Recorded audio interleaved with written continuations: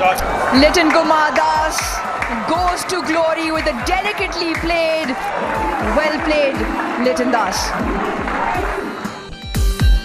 লিটন দাসের সেঞ্চুরিতে মান বাঁচল, লিড না নিলেও দিনটা বাংলাদেশের।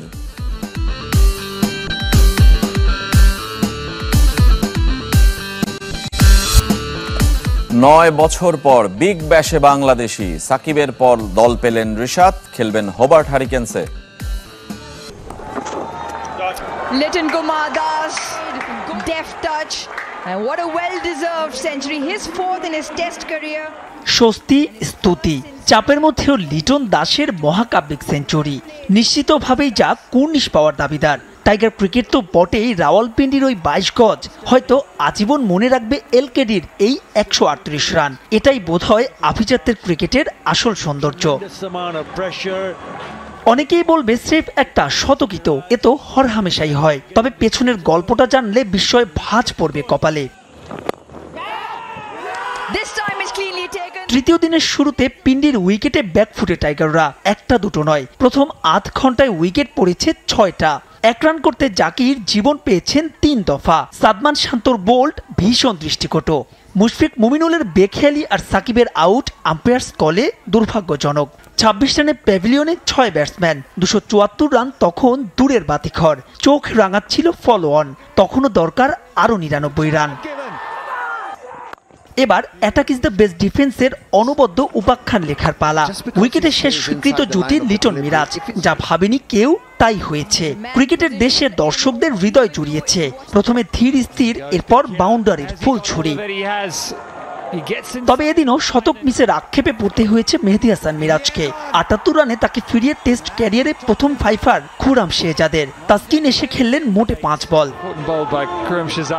193 রানে 8 উইকেট হারানোর পর বড় প্রশ্ন ছিল, শতকের দেখা পাবেন তো লিটন দাস? কিন্তু শুধু শতকই নয়, হাসান মাহমুদকে নিয়ে গড়লেন 69 রানের পার্টনারশিপ। নবম ব্যাটসম্যান হিসেবে লিটন যখন আউট হলেন, তখন টাইগার ডাগআউট তো বটেই, পুরো গ্যালারি দাঁড়িয়ে অভিবাদন জানিয়েছে তাকে। যে আউটে মন খারাপ থাকলেও আছে বীরত্বের গল্প।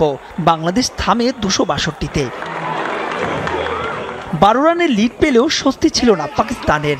ব্যাটিংয়ের পরে বোলিংয়েও হাসান মাহমুদ দুর্দান্ত। শেষ বিকেলে স্বাগতিকদের মুখের হাসি ম্লান করে আব্দুল্লাহ শফিকের পর ফিরিয়েছেন নাইট ওয়াচম্যান খুররাম শেহজাদকেও। দিন শেষে বাংলাদেশের ড্রাইভিং সিটে তাকিয়ে চতুর্থ দিনের স্নিগ্ধ সকালে। বড় সুখবর পেলেন tiger leg spinner Rishad Hossain. প্রথমবারের মতো বিগ ব্যাশে দল পেলেন এই লেগি। আমেরিকা ও ওয়েস্ট ইন্ডিজের মাটিতে দুর্দান্ত টি-20 বিশ্বকাপ কাটানোর পুরস্কার পেলেন তিনি। বিগ ব্যাশের আগামী আসরে রিশাদ খেলবেন হোবার্ট হ্যারিকেন্সের হয়ে। দলটি ইতোমধ্যে স্বাগত জানিয়েছে বাংলাদেশের এই প্রতিভাবান তরুণকে। রিশাদকে তারা আখ্যায়িত করল এক্সাইটিং ইয়াং লেগ স্পিনার হিসেবে। বিগ ব্যাশে ব্রোঞ্জ ক্যাটাগরির রিশাদের পারিশ্রমিক $1 লাখ, বাংলাদেশি মুদ্রায় প্রায় 80,95,000 টাকা। আসরের সবগুলো ম্যাচের জন্য প্রস্তুত থাকলেই এই পরিমাণ অর্থ পাবেন তিনি।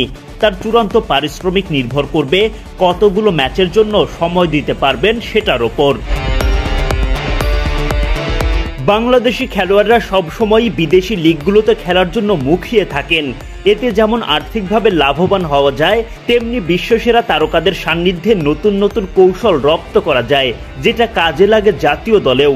যদিও বাংলাদেশিদের ব্যাপারে বিদেশিদের আগ্রহ তুলনামূলক কম থাকে, তবে ধীরে ধীরে সেই প্রথা ভাঙতে শুরু করেছে। তরুণ লেগ স্পিনার রিশাদ হোসেন সেটার দারুণ উদাহরণ। পারফরম্যান্সের সুবাদেই ঠিকই দল পেলেন বিগ ব্যাশে। এর আগে বাংলাদেশ থেকে বিগ ব্যাশে খেলার অভিজ্ঞতা আছে সাকিব আল হাসানের।